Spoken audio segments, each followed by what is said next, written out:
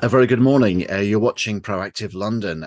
Chris Gillespie from H&T is joining me on a very special jubilee with very special, encouraging interim results out today. Chris, great to see you. Morning. Morning. Happy Nice to see you. jubilee, and Thank you very much. Yeah, uh, 125 years since H&T was first founded. So yes, an important year in our history this year. an important year and important and encouraging results. So your interim results out today. Tell us more.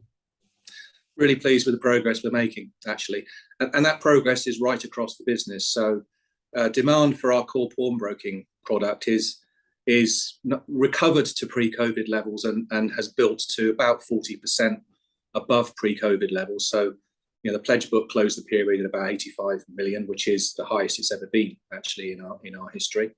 But also alongside that, the performance of the retail sales have been very strong, and actually particularly pre-owned items, which I think are more popular generally in society now. That's been really strong. And our foreign exchange business, providing people with holiday money, is also pretty much back to pre-pandemic levels now. So I think we're seeing strong performance right across the business, and it's great to see. Absolutely. And I suppose in some people's minds that pawnbroking is an old-fashioned way of raising capital. But with the longevity of the business, certainly, you say you're celebrating 125th anniversary this year, and results like this. Do you think there's any kind of drivers in the way that prices are rising, the cost of living, that are turning people to approach people like A&T in order to keep going? I think there's a number of factors driving the demand. I mean, we're working quite hard to raise the profile of what we do. The image of our industry actually is much more modern than the image that some people may have of it. There's no doubt, though, that the impact of inflation on people's disposable incomes means that the need to borrow, in most cases, a small sum over a short term has returned. And I think that's certainly a factor. But I think the bigger factor is that those people that do need to borrow a small sum now are finding that the number of options open to them are a lot less than they have been in recent years, with the exit from the lending industry of a number of players. So I think there's a combination of factors that's driving it. But we're working quite hard to raise the profile of what we do as well. So I was pleased to see. I mean, about one pawnbroking loan in in 8, about 12% currently is to somebody to whom we've never previously lent, and that's great to see more people coming into our stores.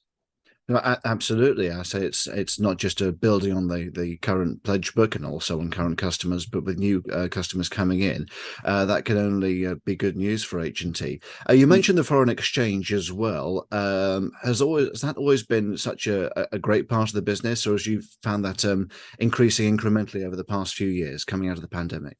It's something that grew pre-pandemic. The group acquired about 70 stores in 2019, and those stores were more active with holiday money than our existing stores were. So it's something I think that we see as a growth opportunity for the group as we leverage the skills that we brought into the group with those 70 stores in 2019. So we've always done it, but I think it's something that gets more focused now than it did in the past, and it's something I think we see as a growth area going forward. I mean, the volumes are now pretty much back to pre-pandemic levels, and it's great to see, but we think we can probably do more in that space. So it gets more focused than it used to.